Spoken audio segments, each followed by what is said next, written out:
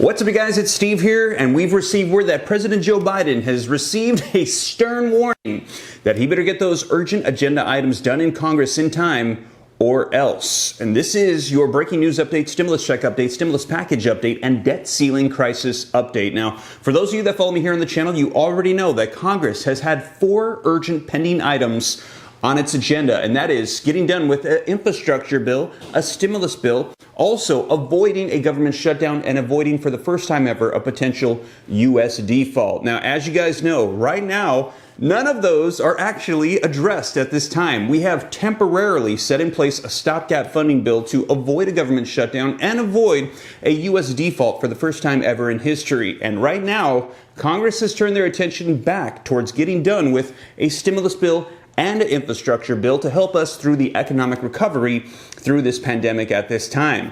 But for those stopgap funding bills, those are going to be expiring in December, and we're going to be right back in the woods with potentially looking at another government shutdown and a first time ever default. And we have received a warning from Mitch McConnell to Joe Biden. Take a look, you guys. McConnell tells Biden that he won't move to raise the debt ceiling again. That is right. Coming out just this weekend. Take a look. McConnell tells Biden that the debt ceiling will not be raised by Republicans in December. McConnell warns Biden that he won't help raise the debt ceiling next time. And McConnell vows GOP won't help raise the debt ceiling in December after Schumer's tantrum. And that's right. Those of you that follow me here on the channel saw that video footage of the speech that came out as we were looking at a potential default. Democrats could not pass it through, and Republicans came on board and said, let's get this done. And right after they passed it, Senate Majority Leader Chuck Schumer came out and rebuked Republicans for putting them in that position, saying that it was their fault that they were in that place and that should have never happened. And we saw visibly other Democrats very upset with that speech, saying that that was not the appropriate time, that was not a good decision. And you guys, as a result, take a look. McConnell vows that Republicans will not help raise the debt ceiling again in December. This is only a temporary fix, so they've got to get this done before December. Otherwise, we could be looking at a default. And one we're going to be looking at in more detail today, McConnell threatens to block another debt ceiling hike and lashes out at Schumer's bizarre spectacle. Now, in addition to that, I've got some video footage that you're not going to want to miss, as we're going to be hearing from Pramila Jayapal, head of the Progressive Caucus in the House of Representatives. And we're going to be hearing from her not only on the debt ceiling, but also on infrastructure and stimulus and the way forward for Congress. So you guys, we're going to dive right in. I'm going to get you caught up on the latest as of today, October 10th, 2021. But before we do, if you could do me a quick favor, just takes a second. If you like and appreciate these updates, keeping you up to speed on everything that's going on, I know there's a lot right now,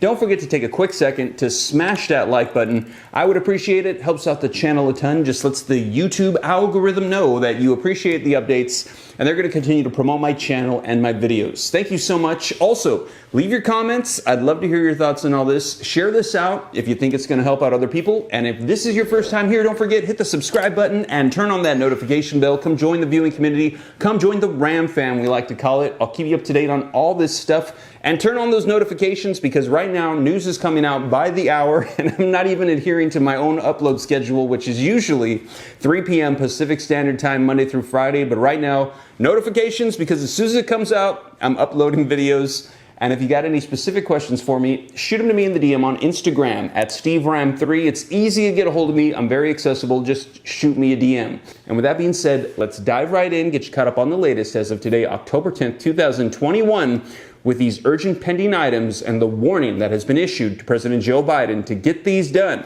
Infrastructure, stimulus, avoid a government shutdown, and avoid a first time ever U.S. default. All right, you guys, so first up, link in the description below to this Yahoo News article that says McConnell threatens to block another debt ceiling hike and lashes out at Schumer's bizarre spectacle. Now, the article says that Senate Republican leader Mitch McConnell has warned that Republicans will not cooperate to raise the debt ceiling again in an open letter highly critical of Majority Leader Chuck Schumer, who delivered a scathing rebuke of the GOP's actions in the days and weeks leading up to the ultimate vote. Now, on Thursday, Mr. McConnell voted with the Democrats to allow a temporary extension of the debt limit until December. Previously, he had said that the Republican caucus stood staunchly opposed to working with Democrats to raise the debt ceiling. And if the debt ceiling weren't raised, the U.S. would default on its debts for the first time in history, triggering chaos in global economies and wrecking the United States credit rating. Now, in a letter to Mr. Biden on Friday, McConnell said, "I write to inform you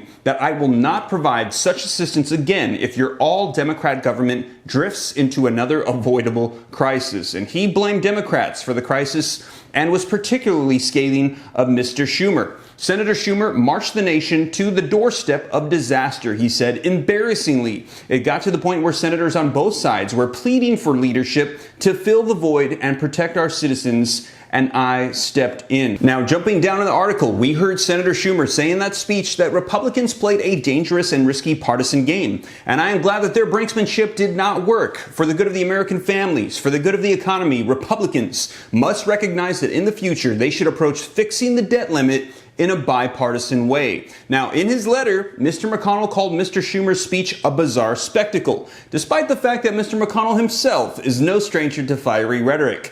Senator Schumer's exploded in a rant that was so partisan, angry, and corrosive that even Democratic senators were visibly embarrassed by him and for him, Mr. McConnell wrote. And they're talking about Senator Joe Manchin, who was sitting right behind him and got so upset that he literally had to walk out. So you guys, we're hearing that Mitch McConnell has warned President Biden and Democrats that they better get it done before December, because if they have not gotten these items taken care of, they are not going to help them this time around. Now, let's go ahead and hear from Pramila Jayapal, her thoughts on this and also the way forward with stimulus and infrastructure. Let's go ahead and dive right in. Congresswoman, great to see you as always. So, Democratic Senator Joe Manchin, who support Democrats' need to pass the Biden agenda, said that Schumer's remarks were not appropriate and that, quote, civility is gone and I am not going to be part of getting rid of it.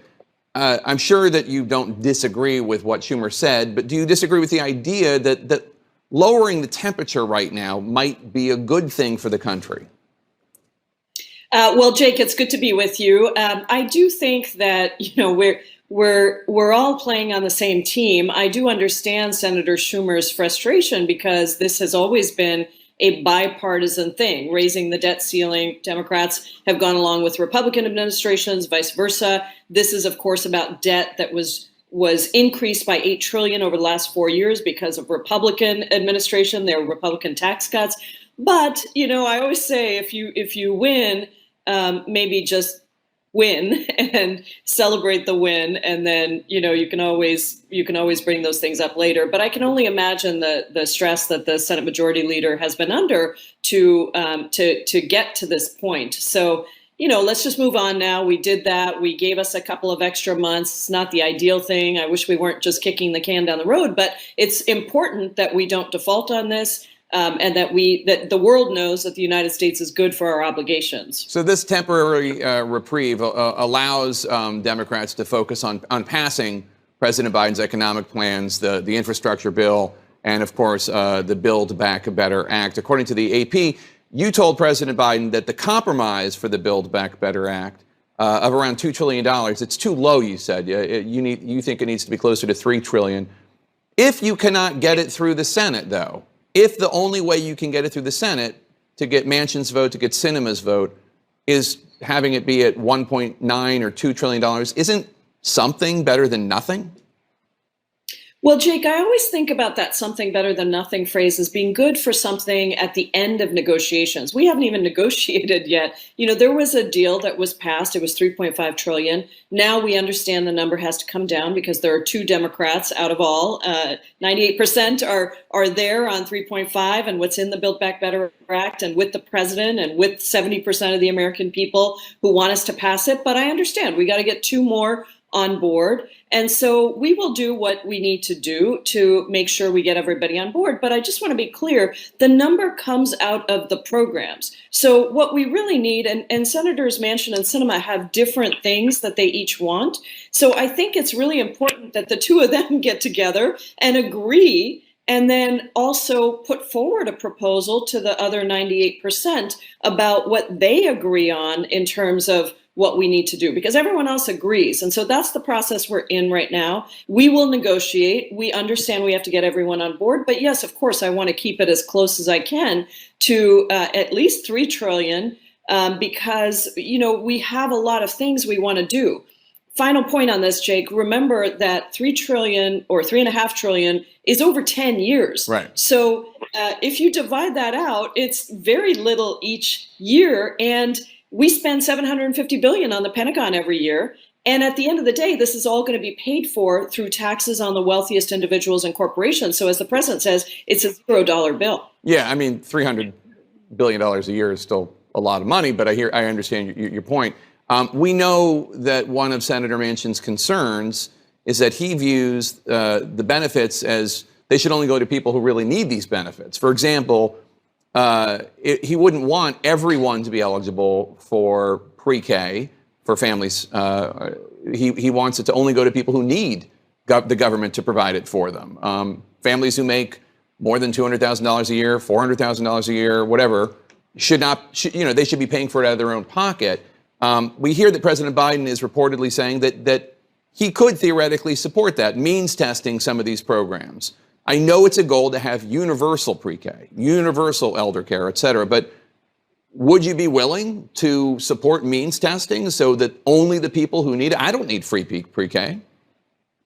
Yeah. I think it depends on really how it's structured, because if you had, for example, a 7% universal cap on childcare, that is a form of means testing, because you're saying everyone has to pay 7% of their income. So the wealthiest people are not going to be able to pay enough childcare to reach that 7% cap, right? So that is a form, but it's very simple and it's universal, and it adjusts to the income levels of high cost areas. So for example, an area like mine, where we passed $15 minimum wage 10 years ago, is high cost of living, high housing costs, very dense, no housing available, and childcare is like $2,800 a month. So two school teachers earning $68,000 are in the working class contingent. So that's why we have to be very careful about means testing. I will also say that means testing is incredibly bureaucratic. It takes a lot of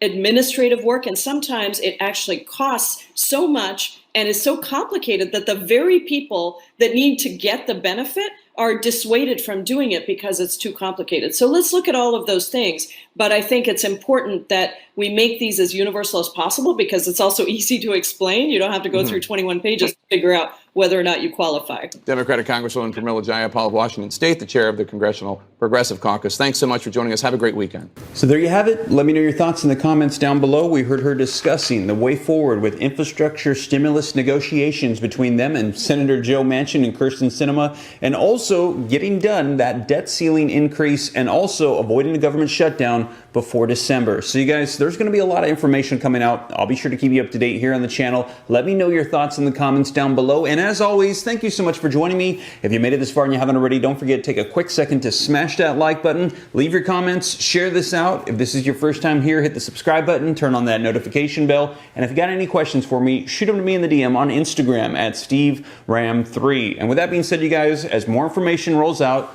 I'll be sure to share, and I'll catch you in the next video. Thank you so much for joining me. Take care. God bless. Have a great Sunday. This is Steve.